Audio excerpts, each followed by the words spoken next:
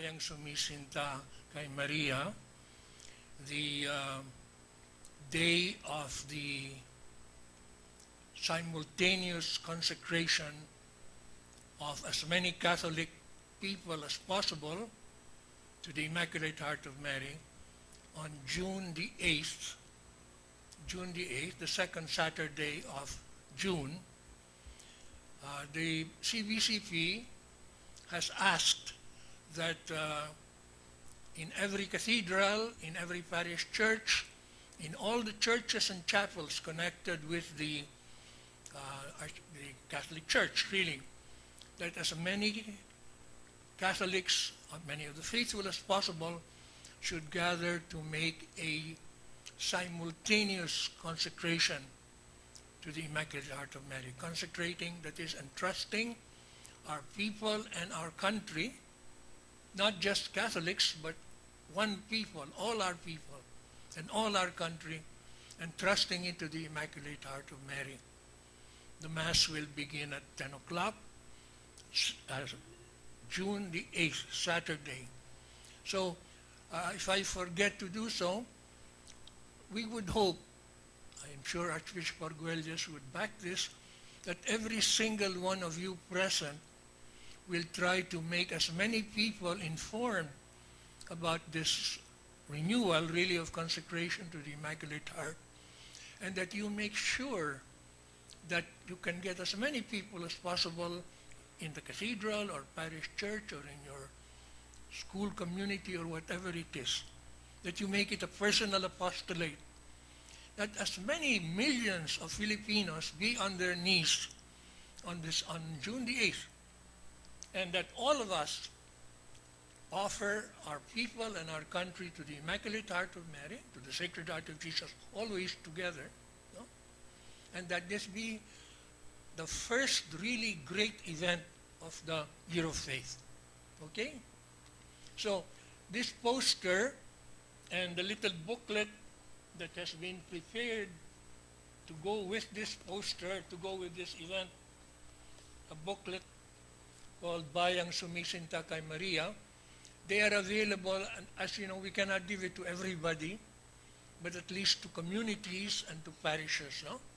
And then maybe later on they can be made available through CBCP and through Bahay Maria, maybe at some cost, because it's a rather expensive little booklet. So that's the first one. The Filipinos' love for Mary. Pueblo Amante de Maria. Are two of the great editors here are Mr. Louis Reyes and our great photographer Noli Amsuan, who took all the pictures here. It's a photographic album together with some rather good text of all the major Marian shrines and centers in the Philippines. We hope a second volume will come out of those shrines and places which are not included. But it's a very complete and I think very attractive because so many colored photographs of the devotion of the Filipino people to the Immaculate Heart of Mary. It's a very expensive book, but they're selling it as much as possible at a cheaper price. Magkano ba? 1,500. So that all communities, schools, parishes should have a copy of this. These are available outside. We cannot give them free because we have not yet won some kind of a lotto that will give us all the money for it. Now, my subject for this afternoon, which I thought I should not omit even though I find it a little bit difficult to speak with this tabinging mukha, no? Sabi nila, si Bernadette Zambrano had it recently. Pero maganda si Bernadette, no? Saka bata si Bernadette. Hindi ako ganon. Pagdasal na lang ninyo na gumaling ng mabilis. Hindi raw, at my age daw, it will never not be completely okay later, but bahala na. Anyway, there is so much material that we want to cover, and although I don't have a watch, try to speak a little bit, mga 1 hour and a little bit more lang. So this is the first presentation. How many of you have heard about this already before? That you know about this? Very, very few, huh? Very few people know about this.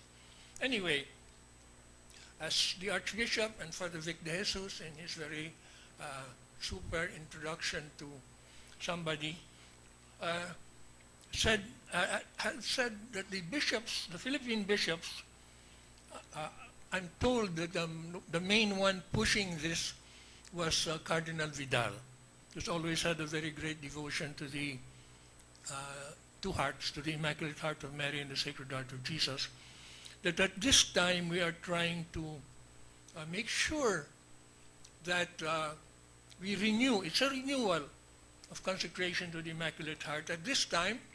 Why? For two things, no? Father Vic de Jesus mentioned them. Number one, it is the year of faith. We have not yet had one common activity for the whole country in this year of faith. So this will be the first one. And we are trying to get as many millions, literally millions of Filipinos to be gathered together on June the 8th at the 10 o'clock Mass, wherein they will make this consecration of our people and our country to the Immaculate Heart of Mary. It's a year of faith. Without faith, you can't believe that this is an important event. No? What can happen? That several millions of Catholics consecrate themselves, their communities, the church, the country to the Immaculate Heart. It's faith. No?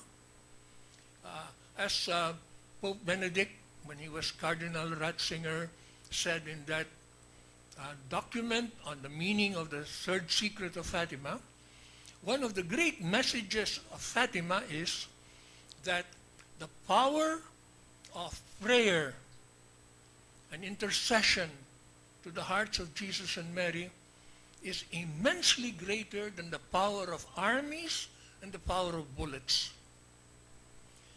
You can only believe that in faith. So that's the first thing. In the year of faith, we make this the first great act of faith that the whole Philippines will do together. No? And number two, the bishops have also made a novena of years from last year, 2012, till 2021, when we were making 9 years of preparation for the 500th anniversary of the coming of the Christian faith to our country in the year 2021. No? So this action of consecrating ourselves and our country to the Immaculate Heart is triggered as the beginning, the powerful beginning of these two great events and the new evangelization which will accompany this novena of years for thanksgiving and rededication to the Christian faith. Now, so that's what we will discuss a little bit more at length in the time to come. I just want to make a pre-note. On the 13th of May, that's next week na, hindi ba? The 13th of May, 2013, Pope Francis twice asked the Patriarch of Lisbon, Cardinal Jose Policarpo, to consecrate the papacy, his pontificate to the Immaculate Heart of Mary at Fatima. No? He asked him now as an individual, but Cardinal Policarpo asked the entire Bishops' Conference of Portugal, all of those who can come, and all together, on May the 13th, they will consecrate, they will entrust the pontificate of Pope Francis to the Immaculate Heart of Mary. And Cardinal Policarpo says, I am inviting all the bishops all over the world and all the Catholics all over the world to join Pope Francis as he consecrates his pontificate to the Immaculate Heart of Mary. No? So, it has not been given much publicity. Unfortunately, in Manila, Cardinal Tagle cannot be here because he's the main speaker in a theological conference in Kuala Lumpur. That's also election day. No? So special reason for us to go to Mass and offer the elections, as Archbishop Arguelles said, to the Immaculate Heart, that it may be a good election, and that we join Pope Francis in consecrating his pontificate to the Immaculate Heart. It's not known also, so those of you who are present, tell your parish priests, tell the priest that you know, don't forget this, no?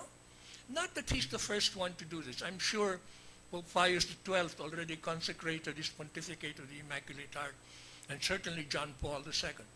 But he's doing this as he begins, and he's telling everybody, I'm consecrating my pontificate to the Immaculate Heart of Mary. Join me. No? Again, you need faith to believe that this is an important event. But Pope Francis asks, you join me. All of you, help me consecrate my pontificate to the Immaculate Heart. I asked for the Yulito to show that EWTN video because some of the essential things, the big central things in his own spirituality, his own vision of the Christian life, he presents there. Especially this question of popular faith, popular religion. If I have time, I'll develop it.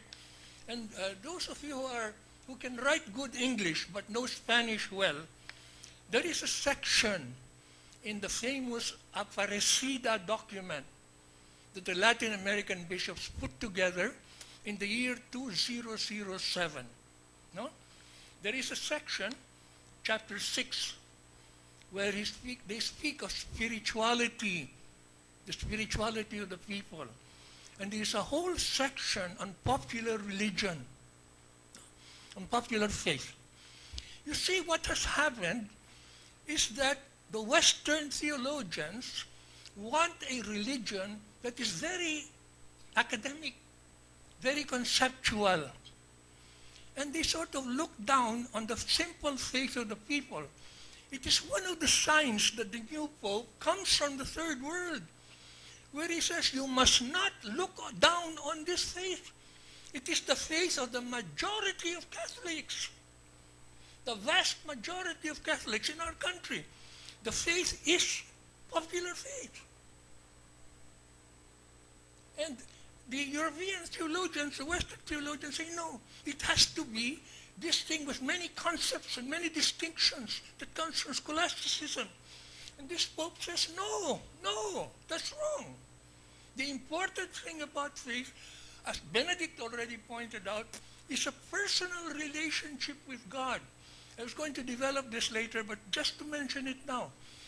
He says, Pope Francis, that one of the reasons why the faith has been lost in the West is because it is highly conceptual, while popular faith is a relationship faith. The ordinary people, the people in the streets, the people who go to Quiapo, the people who go to Baclaran, it's a personal relationship with Jesus and a personal relationship with Mary and St. Joseph and the saints. So it's not abstract, it's not words.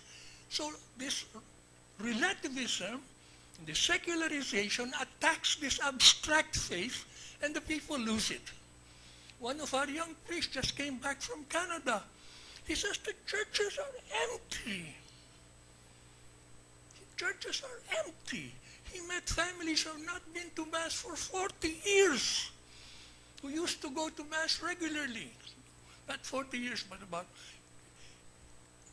And he was told all this happened in 20 years. Canada became from one of the most Catholic countries in the world to a place where the Catholic Church is hated and vilified.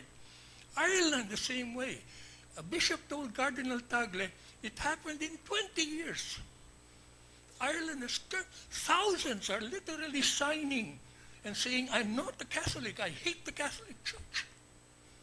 No? And that's because of this very highly intellectual and conceptual faith that has been pushed to us from the West as the real faith. No, the real faith, Pope Francis says, is the one that comes from the heart.